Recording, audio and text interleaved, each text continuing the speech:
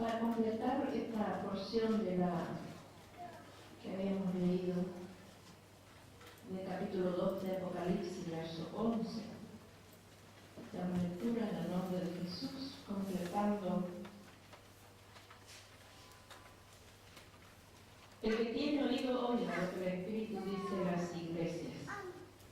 El que venciere no sufrirá daño de la segunda muerte.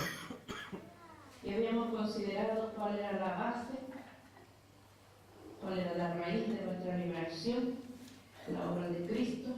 Él venció la muerte. Entonces, para el Hijo de Dios, la muerte ya no es muerte, sino es un dormir, es un sueño, y toma la victoria.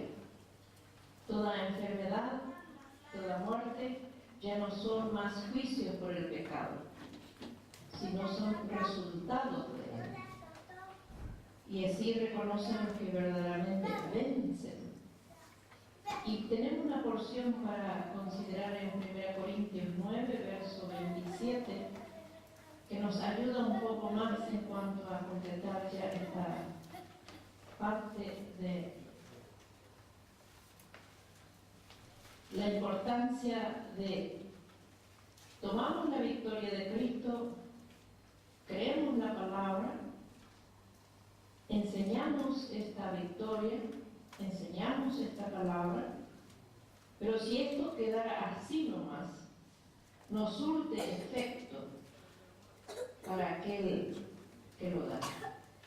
Por eso que 1 Corintios capítulo 9, verso 27 dice así. Leemos verso 26. Así que yo de esta manera corro, no como a la aventura. De esta manera peleo, no como quien golpea el aire, sino que golpeo mi cuerpo y lo pongo en servidumbre. No sea que, habiendo sido heraldo para otros, yo mismo venga a ser eliminado. Que el Señor añada bendición, hermanos, sobre esta porción de Escritura.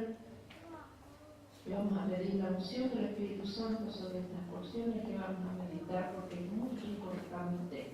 Vamos a orar primeramente. Padre, importantísima.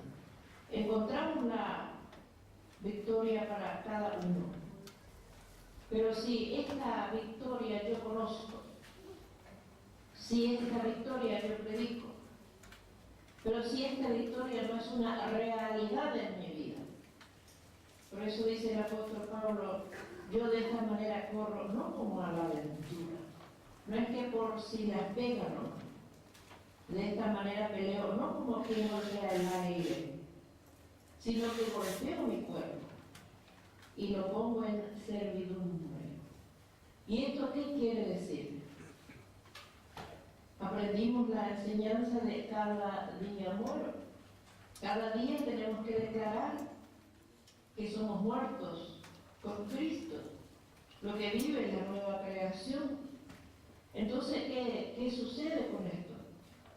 Cada día yo debo de ser consciente de que yo tengo un cuerpo natural que me va a reclamar lo que está acostumbrado a este cuerpo. Si, siendo pecador, mi cuerpo estaba acostumbrado al vicio, llámese del nombre que sea, a la parranda, a la vida lujuriosa, a la vida vanidosa, a la vida de locura, mi cuerpo me va a pedir estas cosas. Por eso es que el Hijo de Dios debe de aprender muy bien que el hecho de aceptar a Cristo Jesús como su Salvador ya no lo hace perfecto. Tenemos la vida de Cristo que es perfecta. Cristo en nosotros, la esperanza de gloria, la vida resucitada, sí. Pero ¿qué sucede? Este cuerpo debemos de contarlo como muerto. Entonces, mentalmente, yo conozco la Escritura. Conozco por leer, por escuchar, está en mi mente. Pero esto tiene que bajar al corazón para que pueda gobernar todo mi ser. Por eso dice que golpeo mi cuerpo. Eso no quiere decir que vamos a ser como esta gente que hace esfuerzo propio y se crucifica a sí mismo o se golpea a sí mismo. La expresión es no darle a mi cuerpo lo que quiere. Por eso dice, golpeo mi cuerpo y lo pongo en servidumbre. ¿Quién quiere ser siervo de sí mismo? Ahí está la autoridad. Cada hijo de Dios tiene autoridad sobre sí mismo. Tiene el privilegio de elegir o obedece su instinto natural o obedece la palabra de Dios. Como mi instinto natural, mi cuerpo, al estar acostumbrado a un vicio, me va a pedir ese vicio. Y muchos dicen, ay, yo no puedo dejar esto. Yo no puedo dejar la bebida, yo no puedo dejar el cigarrillo, yo no puedo dejar tal o cual cosa. No puedo dejar la droga, dice. Por supuesto que no va a poder dejar, naturalmente, con su propia capacidad, pero reconociendo, Cristo vive en mí, ese es más poderoso. La Escritura dice, más poderoso el que está en vosotros que el que está en el mundo. El cuerpo le va a pedir. El cuerpo le va a pedir. ¿Y qué va a hacer? ¿Qué dice la Escritura? Acá hay un ejemplo. Golpeo mi cuerpo y lo pongo en servidumbre. Quiere decir, no le doy lo que quiere, no le doy lo que se le antoja. Porque vimos que tanto la muerte como la enfermedad ya no son juicios por el pecado, sino son resultados de él. Y que si yo sé muy bien que esta cosa a mí me va a producir en mi cuerpo una enfermedad, ¿qué voy a hacer? Voy a decir, ay, pero yo demasiado quiero. Uno de los dos va a hacer. O obedece a lo que escuchó que le dijo alguien, este le va a hacer mal, no vaya a comer.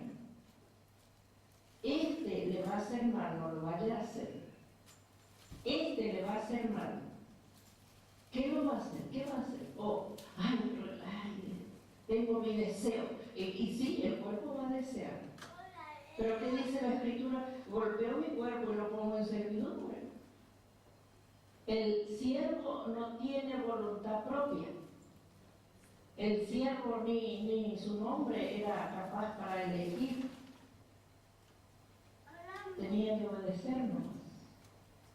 Entonces este cuerpo que pide lo que es contrario, que aún le va a hacer mal, entonces declaramos muerto. Ya no yo. Por eso siempre enseñamos a los hermanos nuevos, a las personas que recién aceptan a Cristo. Usted sabe dónde estaba ese kiosco, ese lugar, donde usted cuando venía de su trabajo se sentaba un ratito y tomaba una copa, o compraba de ahí su caja, o tenía tal cosa. Usted sabe dónde era.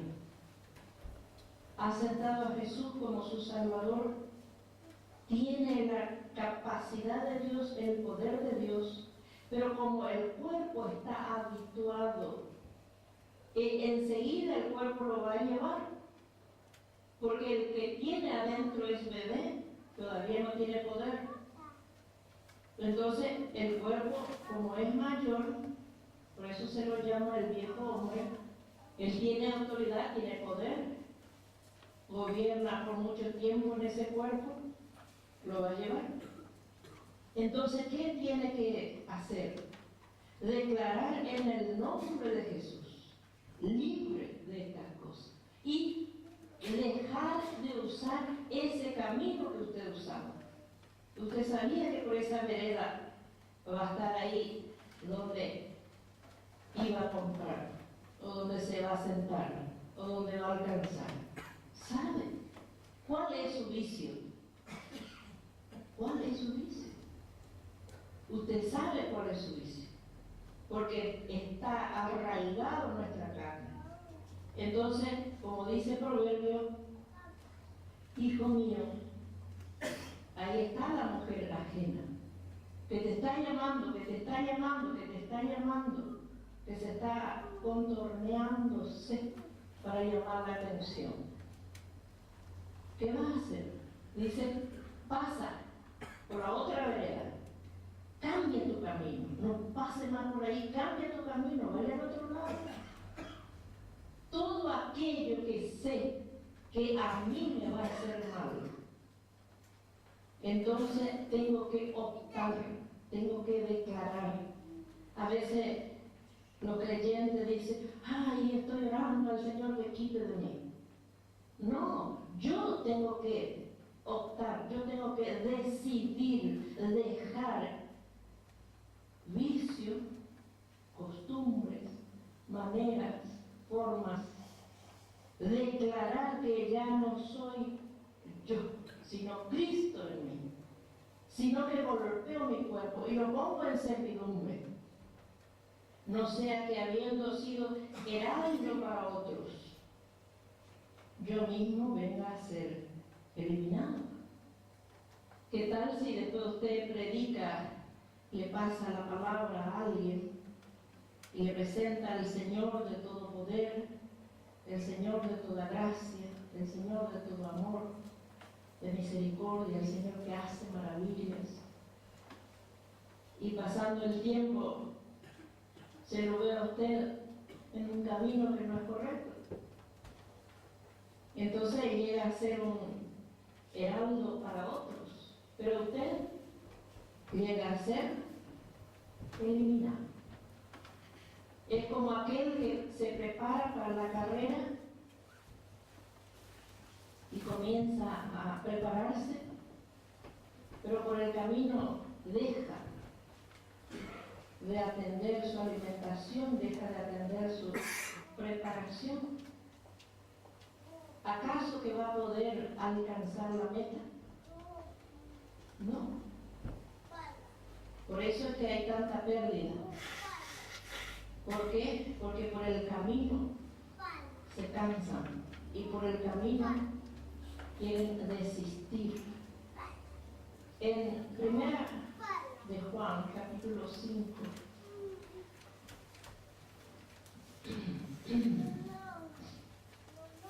Primera de Juan, capítulo 5,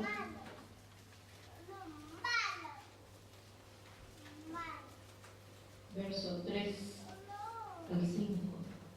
Pues este es el amor a Dios, que guardemos sus mandamientos, y sus mandamientos no son gravosos, porque todo lo que es nacido de Dios vence al mundo. Y esta es la victoria que ha vencido al mundo, nuestra fe. ¿Quién es el que vence al mundo, sino el que cree que Jesús es el Hijo de Dios? Por eso que la Escritura nos llama que somos vencedores. Pero a veces la realidad es que somos vencidos por el mundo, por su manera, por su forma, por su ideología, por su vanidad, por su vanagloria. Pero tenemos en nosotros el poder. Todo lo que es nacido de Dios vence al mundo. Ningún creyente puede decir, ay, yo no voy a poder. No, para mí esto es difícil. Entonces estamos negando la obra de Cristo. Estamos diciendo que Cristo sufrió en vano. Lo que Él pagó por nuestra salvación no sirve para nada. Cuando en nuestra vida decimos, no, esto es imposible, no, yo no puedo, yo no voy a alcanzar. Otros siguen, ya se ponen un cartel y dicen, sí, yo soy luego débil. Y encima usan mal la Escritura. Dice, el Señor luego dijo que la carne es débil. Mire la manera en qué astuto que son. cómo es astuta la carne. Dice, si el Señor luego dijo que la carne es débil, pero el Señor dijo, velad y orad, para que no entréis en tentación. El espíritu está presto, dice. Y sí, la carne es débil, pero por eso mismo tiene que velar y orar, para no caer en esa tentación. Entonces, ¿qué sucede? Hacemos vana la cruz de Cristo. 1 Corintios capítulo 11, versos 30 y 31.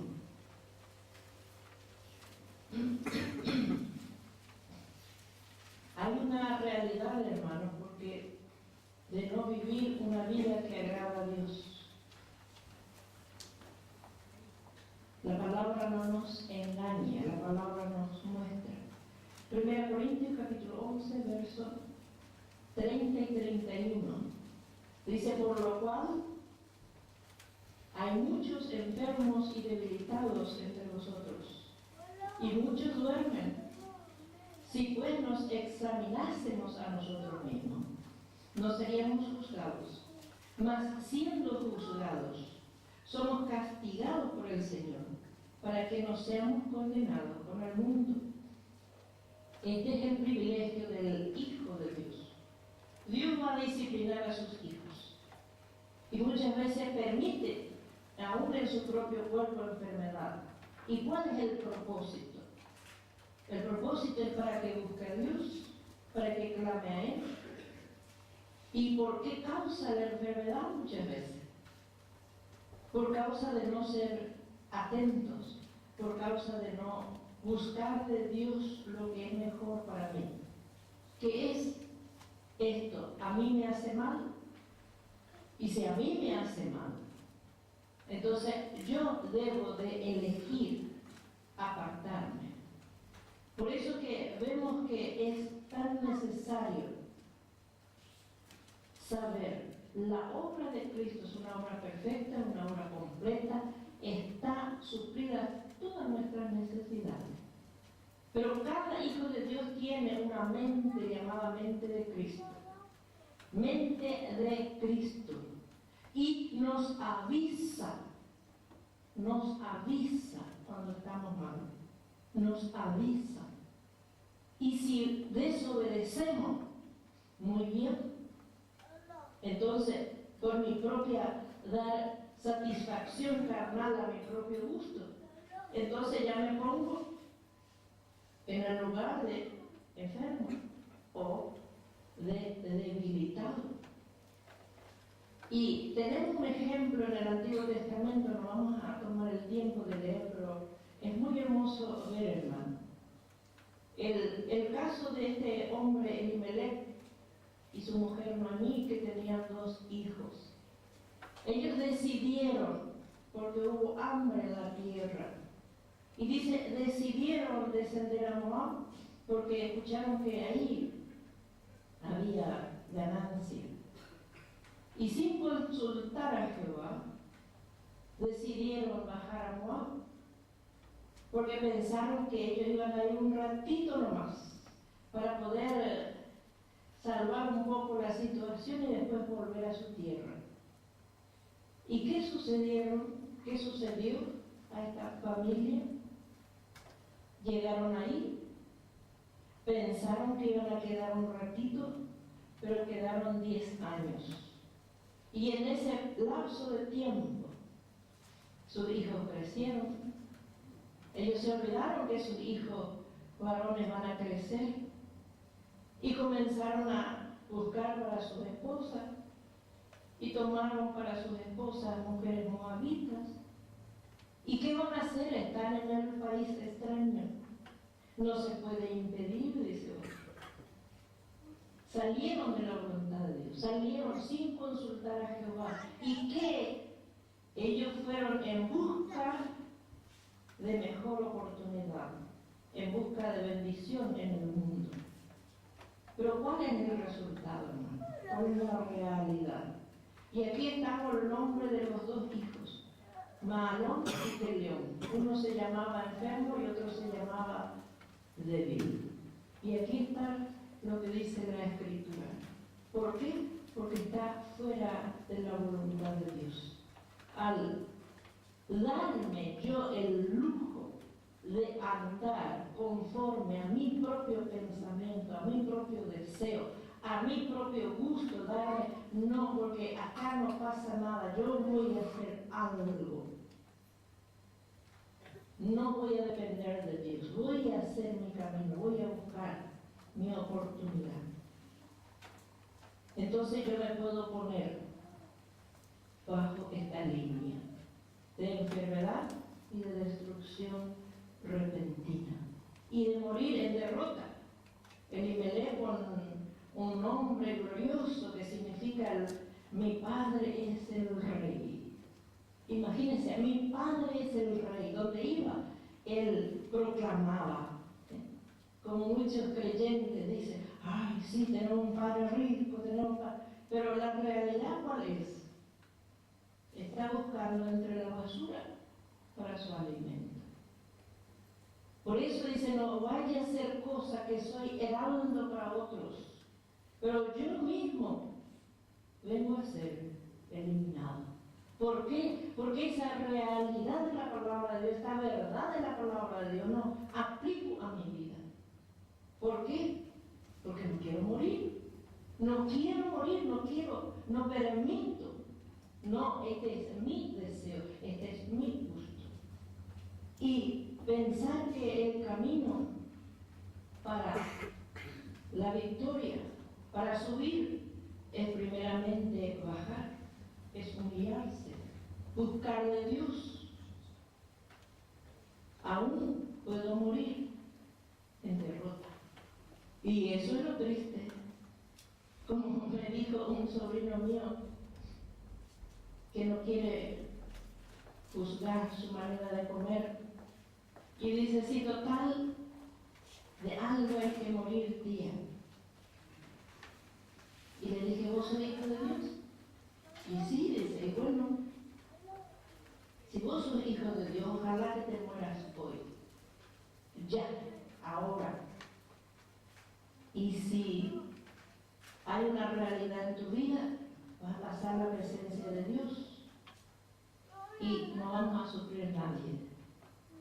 Pero si te quedas parapléjico y te quedas inútil en esta tu edad tan joven, muchos vamos a sufrir y vos te vas a amargar y vas a estar en derrota. ¿Por qué? Por no querer juzgarse, por no querer decir no, esto te va a hacer mal. No. Es la realidad. Esto es cierto. El joven cree que no va a morir, tiene la vida por delante. Busca y busca y busca y busca y anda detrás de las riquezas, de los afanes, de los placeres, y se complace a sí mismo en sus honores, en sus logros, y cree que no va a morir, porque él se autopone que está bien, porque está avanzando y cree que esto es bendición. Pero cuando Dios permite a alguien decirte, atienda tu salud, atienda esto, no lo vaya a hacer, no lo vaya a hacer, cuídese, atienda, tiene que prestar atención. Tiene que prestar atención. El joven cree que tiene la vida por delante. No es así, hermanos. Dios tiene en sus manos nuestra vida. Pero si andamos en soberbia, Él nos va a decir, parate un poco.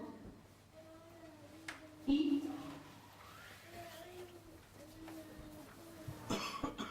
triste realidad, hermano. Hace poco también nosotros pasamos una triste realidad. El doctor dijo, cuídate, vaya a un cardiólogo, porque 2 caídas tuviste sin nada. Hombre joven, no, dice, no juegues más la pelota, te va a hacer mal. No, por favor, En guaraní dice tamanón tema. Voy a morir nomás. Dicen así. Y a veces el ser es tan egoísta porque piensa en sí mismo. Me voy a dar el lujo de vivir porque esto a mí me gusta, esta es mi pasión. Y se olvida de que tiene una familia, se olvida de que tiene hijos. ¿Y qué sucede?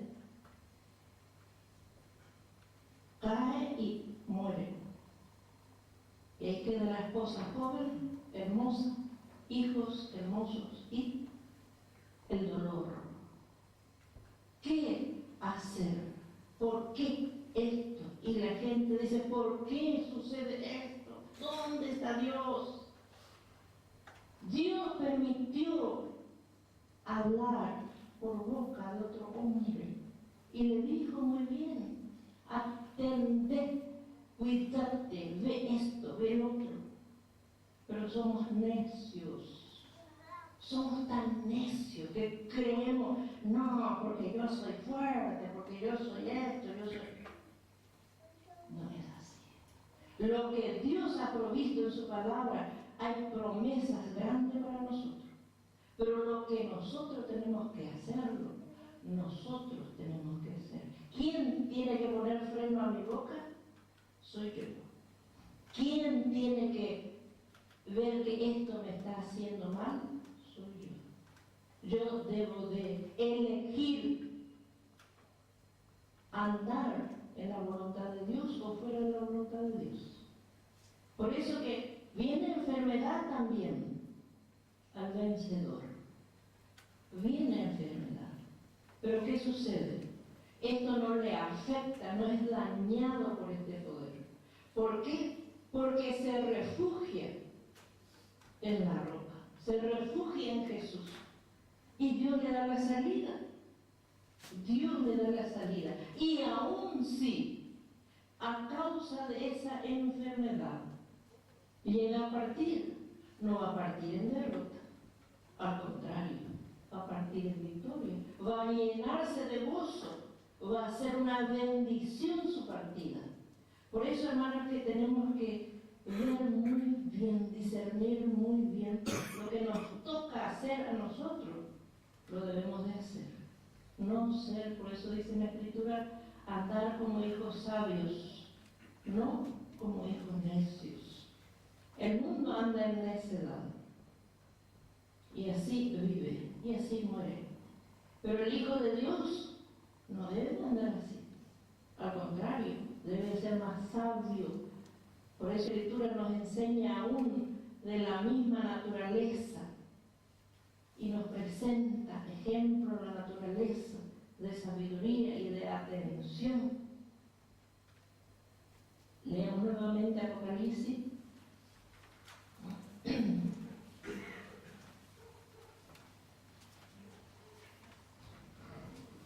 Capítulo 2, verso 11. El que tiene oído, oiga lo que el Espíritu dice a las iglesias. El que venciere no sufrirá daño de la segunda muerte. Esta es la gran victoria.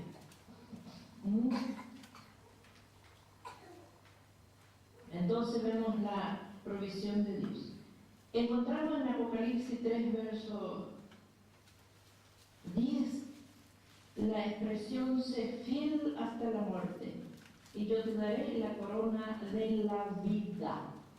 Quiere decir que desde el momento que tenemos a Jesús como nuestro Señor, como nuestro Salvador, comenzamos a gozar los beneficios en vida como resultado de la obra de Cristo. Beneficios en vida como resultado de la obra de Cristo. Bueno, pasamos ahora al capítulo 3, verso 12. Aquí encontramos otra clase de recompensa. Otra clase de recompensa. Capítulo 3, verso 12. Al que venciere, yo lo haré columna en el templo de mi Dios, y nunca más saldrá nombre de mi Dios y el nombre de la ciudad de mi Dios, la nueva Jerusalén, la cual desciende del cielo de mi Dios, y mi nombre nuevo. El que tiene oído, oiga lo que el Espíritu dice a las iglesias. Esta es la otra parte de este primer grupo de recompensas. Y lo notable que dice: al que venciere yo lo haré columna en el templo de mi Dios. ¿Y por qué será columna en el templo de mi Dios? Efesios capítulo 2. ¿Cómo se llega a ser columna? ¿Qué es una columna? Una columna es lo que soporta un edificio, y también es lo que hace el adorno, lo que adorna en un lugar, lo que sobresale. Entonces, como adorno, dice: lo haré columna. Efesios 2, versos 19 al 22. Así que ya no sois extranjeros ni advenedizos, sino conciudadanos de los santos y miembros de la familia de Dios, edificados sobre el fundamento de los apóstoles y profetas, siendo la principal piedra del ángulo Jesucristo mismo, en quien todo el edificio bien coordinado va creciendo para ser un templo santo en el Señor, en quien vosotros también sois juntamente edificados para morada de Dios en el Espíritu. ¡Qué privilegio!, ¿no es cierto?, como hijos de Dios, siendo edificados, dice, sobre el fundamento de los apóstoles y profetas, siendo la principal piedra del ángulo Jesucristo mismo. Esto reconocemos. ¿Y cómo va creciendo? Dice: en quien todo el edificio. Un edificio no es que va a ser primero una parte y después otra parte, o una pared va a levantar sola y después otra pared y cuando se le antoja otra. No, va haciendo la vuelta, completando, y después la otra encima y después la otra encima, bien coordinado, dice, o bien en orden. ¿Y cómo va? Va creciendo, va aumentando, y eso es de a poco. De a poco, nuestra vida, hermano, va siendo formada de a poco, de a poco. No es que de un día a otro hay cambios, no, de a poco. A algunos les cuesta más, a otros menos, otros más, de a poco. Va creciendo, para ser un templo santo en el Señor, en quien vosotros también sois juntamente edificados. ¿Para qué? ¿Cuál es el propósito de esta edificación? Para morada de Dios en el Espíritu. Esta es la obra de Dios. Entonces, ¿y cómo llega a ser columna? Porque dice: lo haré columna en el templo de mi Dios. ¿Cuándo allá va a ser la columna? ¿Dónde está la preparación? Primera Timoteo capítulo 3. Primera Timoteo capítulo 3, verso 15. Para que si tardo sepas cómo debes conducirte en la casa de Dios, que es la iglesia del Dios viviente, columna y baluarte de la verdad. El apóstol así escribió a Timoteo, que era joven, todavía no conocía tanto, y dice: para que si tardo sepas cómo debes conducirte. Quiere decir que le dejó más o menos un orden, una forma. Sepas cómo debes conducirte en la casa de Dios. Qué importante, hermano. El Hijo de Dios debe de aprender cómo conducirse en la casa de Dios. El que conduce un vehículo en la calle debe de aprender las reglas, debe de aprender cómo conducir un vehículo, y asimismo los hijos de Dios, debe de aprender. Y eso requiere muchas veces mucho tiempo, requiere diligencia, requiere atención, requiere sentarse y escuchar y aprender. Y el apóstol dice, para que si tal lo sepas, cómo debes conducirte en la casa de Dios. ¿Por qué?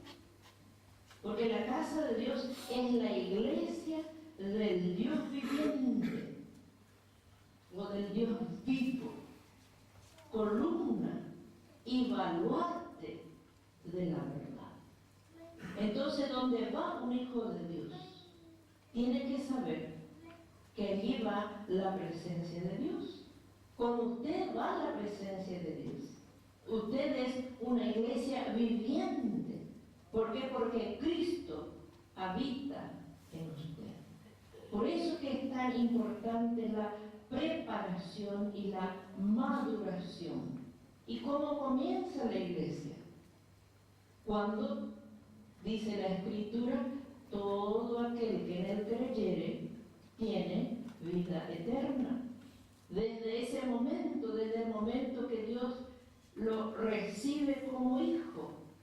Dice en Juan, a los suyos vino, los suyos no le recibieron.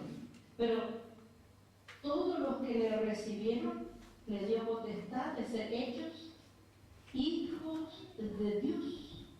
Es como cuando los hijos nuestros van por la calle y alguien los mira y dice, ¿cómo se asemeja a don fulano? Dice, ¿cómo se asemeja a doña fulana?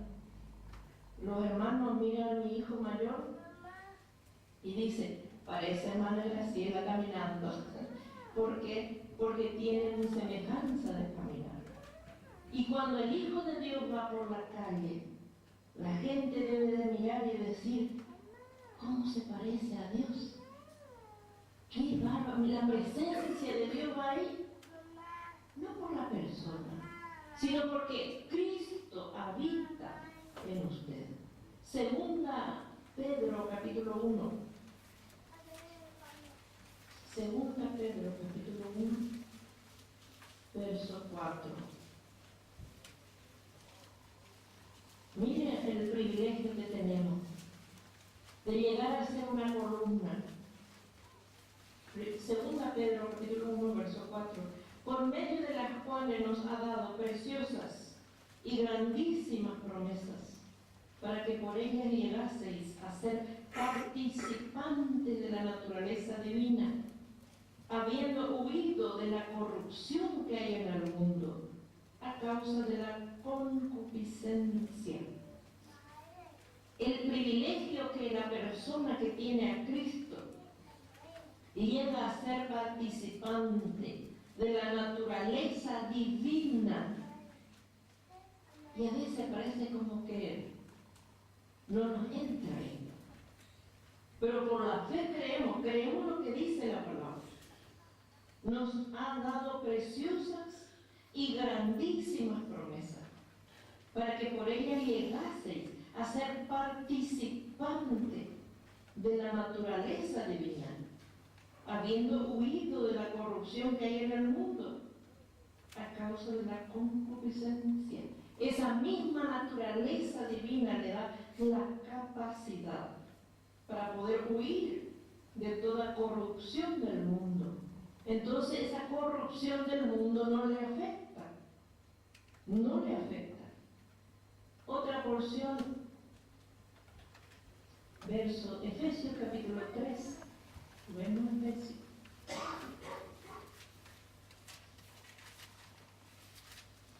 Efesios capítulo 3, verso 14 y 15. Por esta causa, doblo mis rodillas ante el Padre de nuestro Señor Jesucristo, de quien toma nombre toda familia en los cielos y en la tierra.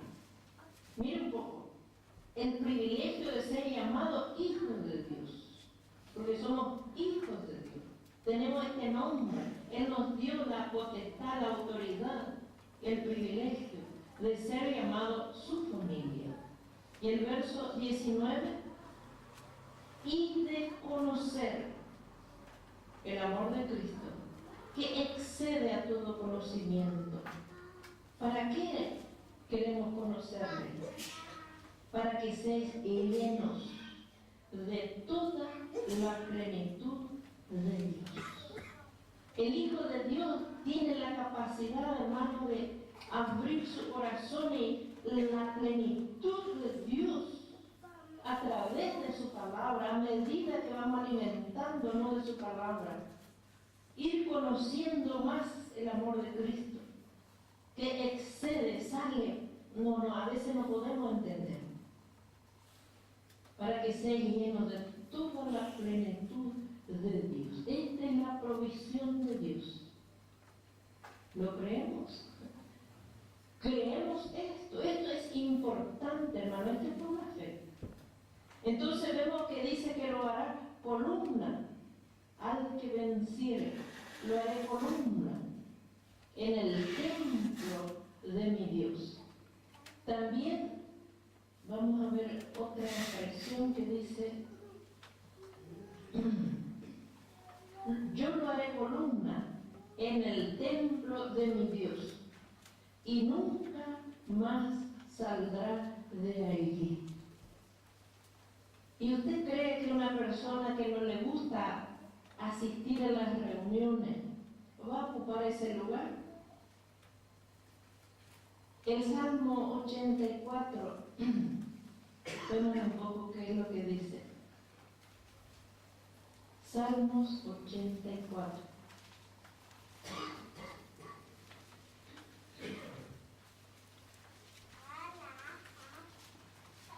Verso 1 y 2 y 10. Salmo 84, verso 1 y 2 y después el 10. Cuán amables son tus moradas, oh Jehová de los ejércitos. Anhela mi alma y aún ardientemente desea los atrios de Jehová. Mi corazón y mi carne cantan al Dios vivo. Aún el gorrión halla casa, y la golondrina nido para sí donde ponga sus polluelos, cerca de tus altares, oh Jehová de los ejércitos, Rey mío y Dios mío. Bienaventurados los que habitan en tu casa, perpetuamente te alabarán. Verso 10, porque mejor es un día en tus atrios que 1000 fuera de ellos. Escogería antes estar a la puerta de la casa de mi Dios que habitar en las moradas de maldad. Aquí está la recompensa para aquellos que anhelan la casa de Dios. Por supuesto que son los que van a hallarse en el templo de Dios. Y en este lugar, sobre esta tierra, este es nuestro ensayo, hermano. ¿Qué lugar ocuparemos por la eternidad? Bueno, acá determina mi lugar por la eternidad. Yo deseo estar en la casa de Dios, anhelo estar en la casa de Dios, o cuando tengo ganas, o cuando puedo, o cuando tengo tiempo, según voy a ver qué es mi deseo. El salmista dice, cuán amables son tus moradas, oh Jehová de los ejércitos. Anhela mi alma y aún ardientemente desea los atrios de Jehová. Mi corazón y mi carne cantan al Dios vivo. No hay nada que se oponga. Mi corazón y mi carne cantan al Dios vivo. Y mira que la naturaleza misma dice, aún el gorrión halla casa, y la golondrina nido para sí, donde ponga sus polluelos. Estos animalitos buscan estos lugares, porque son lugares de paz, de tranquilidad, y quieren poner allí su casa, y quieren estar allí. Dice, cerca de tus altares, oh Jehová de los ejércitos, Rey mío y Dios mío. Bienaventurados los que habitan en tu casa, perpetuamente te alabarán. porque mejor es un día en tus atrios que 1000 fuera de ellos. El privilegio del Hijo de Dios, hermano, de poder tener un lugar donde congregarse, donde poder buscar a Dios, donde alabarle, donde glorificarle, mientras que hay vida y esperanza, mientras que hay fuerza para poder llegar. ¿Qué va a hacer? Pero debemos de decidir qué vamos a hacer. ¿Anhelamos o no? O si nos conviene nomás vamos, si no, no. No tengo ganas de ser.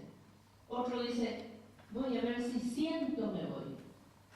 El viejo hombre no le va a decir, vamos al punto. Al contrario, enseguida va a poner cualquier pretexto.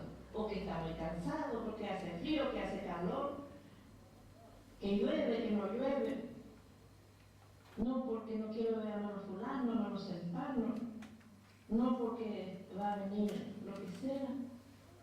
La carne siempre se va a oponer, hermano, a que usted se alimente, busque de Dios. Y la creación busca. En Isaías 1, verso 3, a veces creyentes viejos esperan que se les invite para la reunión. ¿Y qué dice la Escritura? Isaías 1, verso 3. El buey conoce a su dueño y el asno el pesebre de su señor. Israel no entiende. Mi pueblo no tiene conocimiento. Qué triste esta condición, hermano, que la creación no varía. La creación no varía. El buey conoce a su dueño. Y lo notable, el dueño habla al buey. Y el buey de lejos ya parece que lo olfatea, lo huele y ya comienza a mugir para que el dueño lo vea. Y después llega su hora y viene tranquilamente por el camino a su casa. Y el asno, el pesebre de su señor. O el asno es el burro. Y siempre se coloca al burro como el magnesio. A cualquiera se le dice burro cuando no aprende. Pero el burro, el asno, sabe dónde come. Imagínense un poco. El asno sabe dónde come.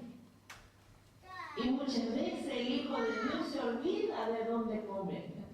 ¿Dónde come? ¿Dónde va a recibir su alimento espiritual? Y anda por cualquier otro lado y cualquier otra cosa o cualquier otro lugar y se olvida dónde come. Es notable, ¿no es cierto? La naturaleza nos enseña. El buey conoce a su dueño. ¿Y por qué sigue a su dueño? Porque su dueño le da de comer. Y también lo disciplina. Y el asno conoce dónde come, el pesebre de su señor. Pero Israel, con tanta capacidad, con tanta sabiduría, dice, no entiende. Mi pueblo no tiene conocimiento, no aprende de estas cosas. Y como decía el salmista, ¡ay, qué hermosa esta creación de Dios! Que quiere estar, quiere habitar, quiere morar en la casa de Dios. Por eso dice, mejor es vivir un día en tus atrios que tener 1000 días y tener vida sin beneficio con Dios. 1000 días fuera de ello. ¿Qué escogeríamos? Si nos dan a escoger un día o 1000 días. Un día en la casa de Dios o 1000 días viviendo en el mundo.